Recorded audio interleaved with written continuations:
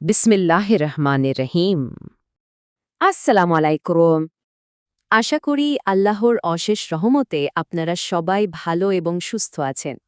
Hasan smart ওয়ার্ল্ডে আপনাদের সবাইকে আরও একবার স্বাগত জানাচ্ছি।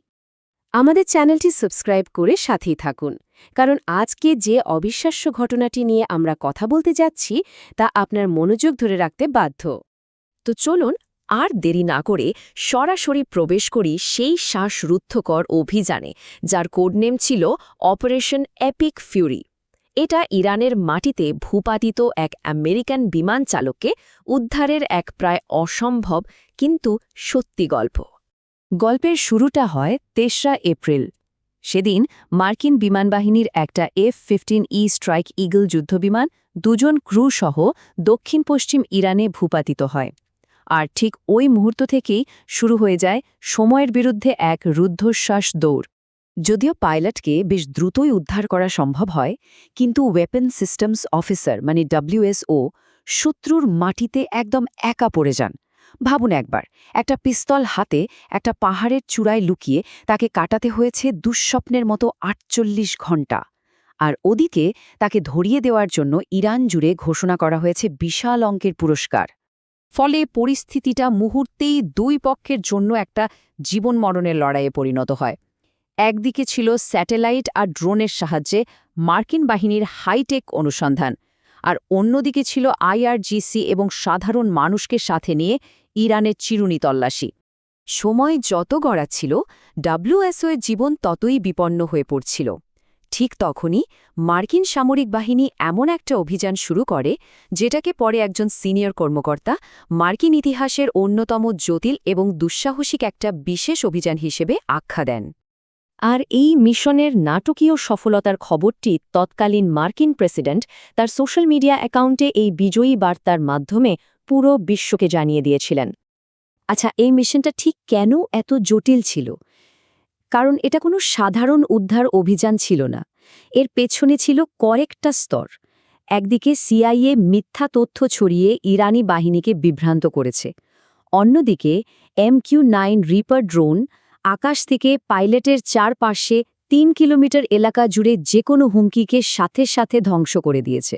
আর সবশেষে মাটিতে জীবনের ঝুঁকি নিয়ে নেমেছে US ডেল্টা ফোর্সের মতো এলিট স্পেশাল ফোর্স। কিন্তু ভাববেন না, পাইলটকে উদ্ধার করার পরেই গল্পের শেষ হয়ে গেছে। আসলে যখন মনে হচ্ছিল সবচেয়ে বিপজ্জনক অংশটুকু হয়তো পার হয়ে গেছে, ঠিক তখনই মিশনটি এক চরম নাটকীয় আর অপ্রত্যাশিত মোড় নেয়। আর এই ঘটনাটা চমৎকারভাবে তুলে ধরে যে অপারেশনটি আসলে কতটা কঠিন ছিল। উদ্ধার অভিযানে ব্যবহৃত দুটো MC-130J পরিবহন বিমান ইরানের ভেতরেরই এক গোপন ঘাঁটিতে যান্ত্রিক ত্রুটির কারণে আটকে যায়। ভাবা যায়? ফলে শুধু উদ্ধারকারী দল আর পাইলটকে বের করে আনতেই আরও ৩টা বিমান পাঠাতে হয়। শুধু তাই না, শত্রুর হাতে যেন কোনোভাবেই স্পর্শকাতর সামরিক প্রযুক্তি না পড়ে, সেজন্য আগের বিমান দুটোকে সেখানেই ধ্বংস করে দিয়ে আসতে হয় তাদের।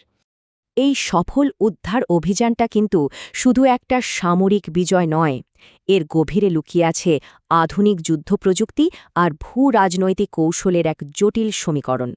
চলুন এবার সেটাই একটু বিশ্লেষণ করে দেখা যাক।